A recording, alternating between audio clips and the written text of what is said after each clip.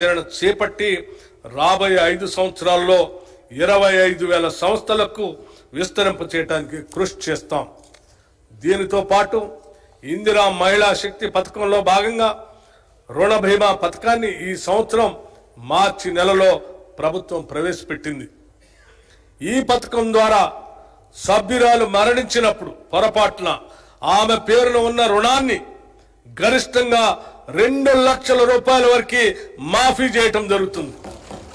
దీన్ని అమలు పరచడానికి 50.4 కోట్ల రూపాయలు నిధులు కేటాయించాం.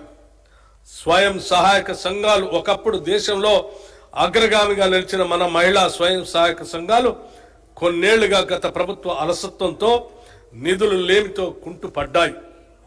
పేద మధ్యతరగతి మహిళా అభ్యున్నతికి ఆర్థిక స్వావలంబనకి సహాయ సంఘాలు ఎంతో ఊతమిస్తాయి.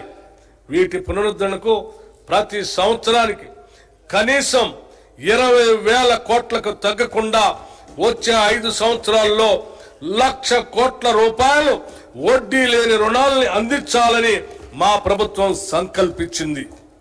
ఈ నిధులు మైక్రో స్మాల్ ఇండస్ట్రియల్ పార్కుల ఏర్పాటుకు సహాయపడి మహిళల పారిశ్రామికవేత్తల స్థాయికు ఎదిగేందుకు అవకాశం కల్పిస్తాయి.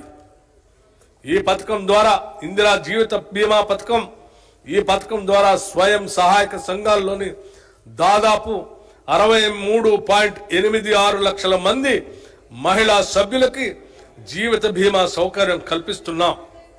స్వయం సహాయక సంఘాల్లోని సభ్యులు ఎవరైనా ప్రమాదవశాత్తు మరణిస్తే వారికి 10 లక్షల జీవిత బీమా చేయటం జరిగింది.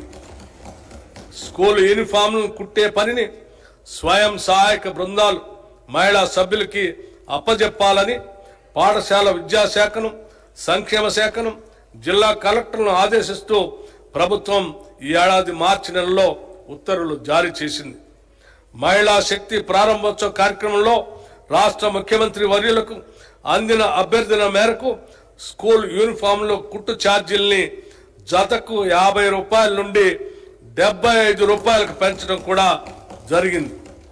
దీనివల్ల 29,680 మహిళా సభ్యులకు సుమారు 50 కోట్ల రూపాయలు లబ్ధి చేకూరుతుందని అంచనా.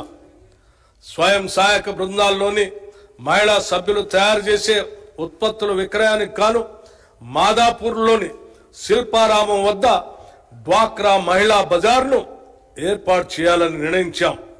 దీని ఏర్పాటుకు గ్రామీణ పేదరిక నిర్మూలన సంస్థ సెర్ఫ్కు 3.20 ఎకరాల భూమిలో గల 106 దుకాణాలతో కూడిన నైట్ బజార్ కాంప్లెక్స్ ని అప్పగించాం. మహిళల ఆర్థిక స్వావలంబన సాధించినప్పుడే వారు నిజమైన సమానతను సాధిస్తారు.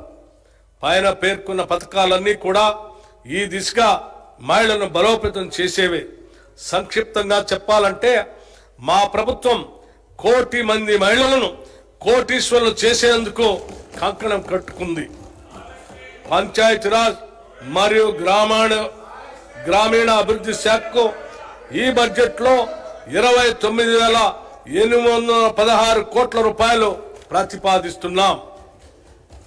హైదరాబాద్ నగరాభివృద్ధి దేశంలోని ప్రధాన నగరాల్లో ఒకటైన హైదరాబాద్ అన్ని రంగాల్లో శరవేగంగా అభివృద్ధి చెందుతున్న చారిత్రాత్మక నగరం ఇది.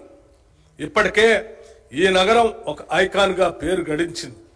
ఈ నగర అభివృద్ధికి విశేషంగా కృషి చేసిన గత కాంగ్రెస్ ప్రభుత్వాల సేవల్ని మనం మర్చిపోలేం.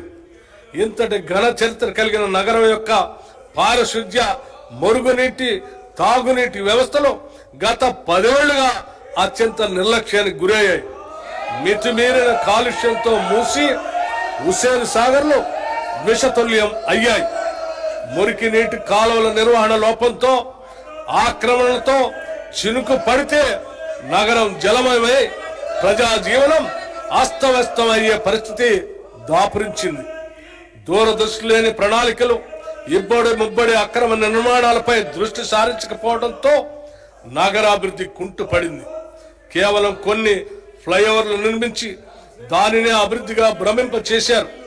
హైదరాబాద్ లో భూములు వేలం ద్వారా వేల కోట్లు సమకూరినా వాటి వినియోగం మాత్రం నగరాభివృద్ధి కొరకు జరగలేదు.